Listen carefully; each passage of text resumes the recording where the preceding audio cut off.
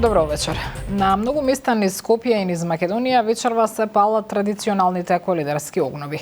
Според обичаите, огновите гурат до доцна во ноќта со песна, оро, греана ракија и вино.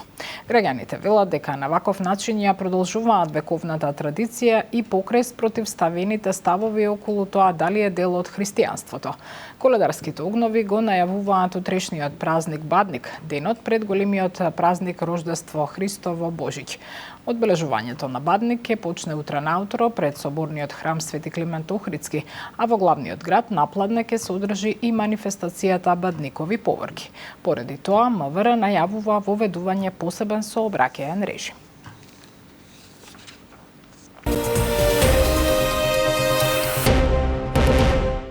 Очекуваме европско однесување од Бугарија и признавање на македонскиот јазик.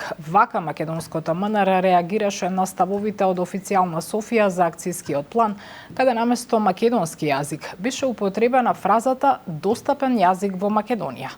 Повеќе од Ивана Стојановска. Наместо да биде поздравен како конструктивен чекор напред, акцијскиот план за малцинствата е предмет на апстрактни и неосновани коментари од страна на Бугарија, а тоа не придонесува за градење доверба меѓу двете држави, реагира од македонското МНР, откако од официјална Софија обвинија за одстапување од македонска страна од постигнатиот консензус во 2022-та. Во соопштението од бугарското МНР, македонскиот е наведен како достапен јазик на македонските граѓани и институции. Наместо неаргументирани коментари, од нашиот сосед очекуваме европско однесување, меѓу другото и по однос на целосната почит и признавање на македонскиот јазик. Предлог акцијскиот план за заштита и унапредување на правата за припадниците на заедниците е изработен на македонски и англиски јазик од домашни и меѓународни експерти, во блиска консултација со Советот на Европа и Европската комисија.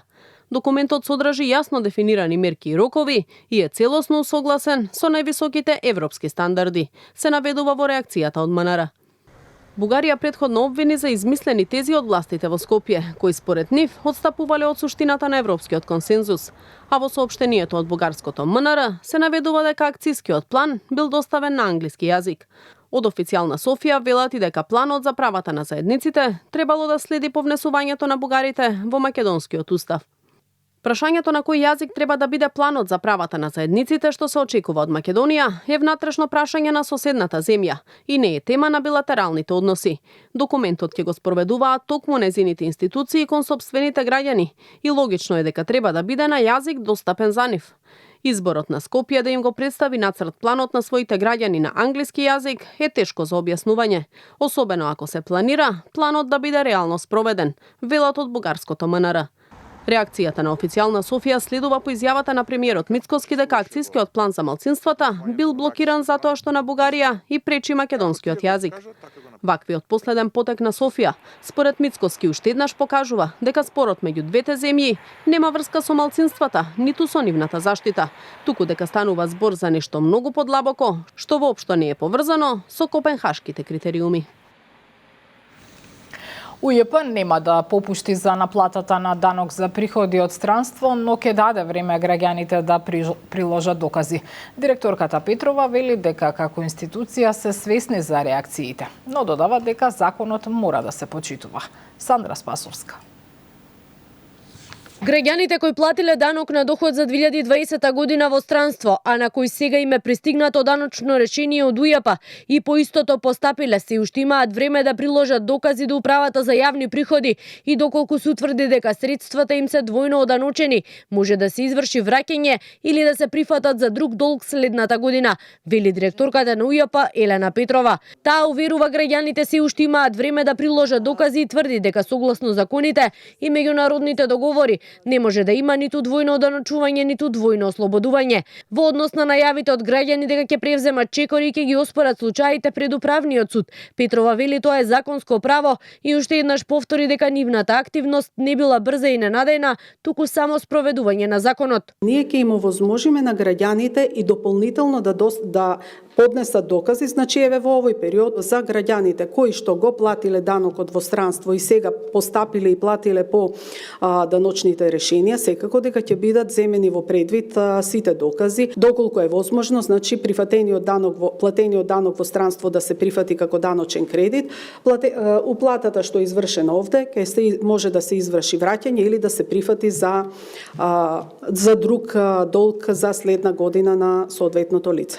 На пресконференција по повод стартот на пилот фазата на e-фактура, чиј тест период според најавите ќе трае до крајот на третиот квартал од годинава, процес со кој според надлежните ќе се овозможи поефикасна наплата на даноците и посилна борба против сивата економија, министерката за финансии Гордана Димитриевска-Кочовска во однос на даночните решенија од 2020 година рече дека не се работи за никакви законски измени и дека секој граѓанин треба да си ги знае обврските кон државата. Ние ниеден закон не сменивме до сега. Ниту еден. Даночните обврзници треба да ги знаат законите и да ги почитуваат.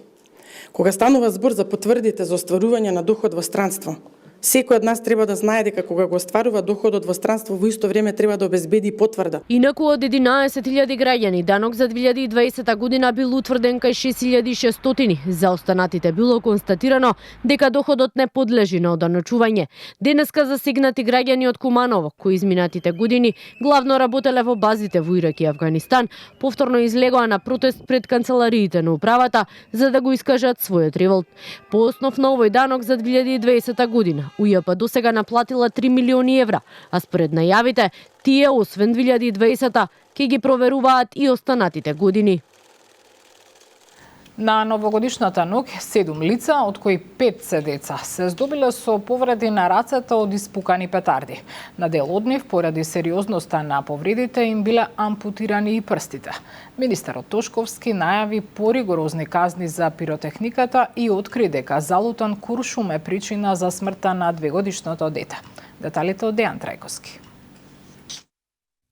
И дефинитивно обдукцијата утврдила куршум е причината за смртта на малечкиот Нагиб, кој за нова година беше погоден во глава пред неговиот дом додека гледал огномет, пошто подоцна и подлегна на повредата во болница. Министерот за внатрешни работи Панче Тошковски посочи дека станува збор за залутан куршум и дека се преземаат сите мерки за пронаоѓање на сторителот, иако вели нема да биде лесно. Што се однесува до обвинувањата на семејството на детето за полициска бруталност, Тошковски вели дека има внатрешна истрага и дека таа ќе утврди дали полицијата, која била повикана поради агресивно однесување на повеќе лица во градската болница, си ги надминало властувањата. Истрагата е во тек, ќе продолжиме да ги превземеме сите оние надлежни чекори, се со цел да утврдиме на крајот конкретен сторител. И без оглед на тоа што во ваква ситуација и вас ви е познато дека навистина овие се доста тешки случаи за детектирање и откривање на